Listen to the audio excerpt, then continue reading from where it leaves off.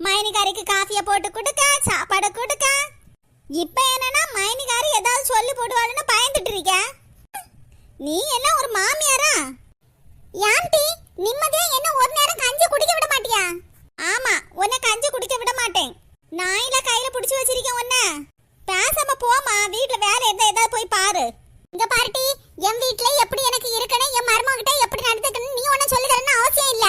எனக்கு எப்படி இருக்கணும்னு எனக்கு தெரியும். நீ உன் வீட்டை பார்த்து கிளம்பி போ. ஓஹோ, அப்பா இது என் வீடு இல்லையா?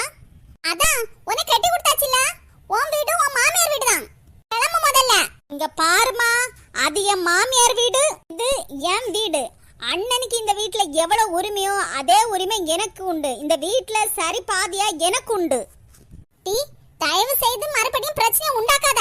இங்க வந்து ஒரு வாரம் ஆச்சுல, மரியாதையா நீ ஒழுங்கு மரியாதை உன் மாமியார் விட்டு கிளம்பி வழிய பாரு.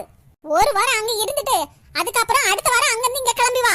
இங்க பாருமா, நான் என் மாமியார் வீட்டுக்கு கிளம்புனா எனக்கு இந்த வீட்டுல பங்கு வேணும். என்னது பங்கு வேணுமா? உனக்கு பிள்ளைங்க நானும் அண்ணனும் தானே. அண்ணனுக்கு இந்த வீட்டுல நீ எவ்வளவு பங்கு கொடுப்பியோ அதே அளவுக்கு இந்த வீட்டுல எனக்கு பங்கு வேணும். இந்த கையில என் பங்க கொடு, இந்த கையில நான் என் பேக தூக்கிட்டு என் மாமியார் வீட்டுக்கு நான் போறேன். எனக்கு தலைவலிக்குன்னா ஒரு கப்பி காஃபியை வச்சு தானி கேட்டா கூட அங்கற பக்கத்திலே போக மாட்டான்.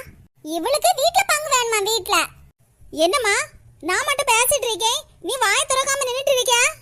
இவா வேற நேரங்கிட்ட நேரத்துல என்ன பேசணும்னே தெரியாம பேசிட்டு இருக்கா. என் மர்ம வேற இப்ப வந்துருவா. இவளை எப்படியாவது வீட்டுல இருந்து அனுப்பி விட்டுறணும். அதுக்கு முன்னாடி இவளை இங்க இருந்து அனுப்புனாதானா இந்த வீட்டுல நிம்மதியா இருக்க முடியும்.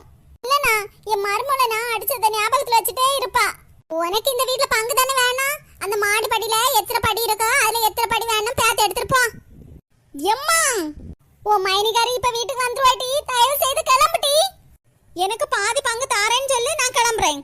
ஏடி அதெல்லாம் இப்ப பேச வேண்டிய பேசடி. அத நீ அடுத்த வாரம் வருவேல, அப்ப நிதானமா எடுத்து பேசிக்கலாம். இப்ப நீ முதல்ல பேக தூக்கிட்டு மாமியார் வீட்டு கிளம்பி வழிய பாரு. எவ்வளவு நேரம் சொல்லிட்டு இருக்கேன், நீ பாட்டுக்கு சில கணக்குல நின்னுட்டு இருக்க. என்னம்மா தங்கச்சி, மாமியார் வீட்டு கிளம்புறேன்னு என் காலில் விழுந்து ஆசீர்வாதம் வாங்குறியோ?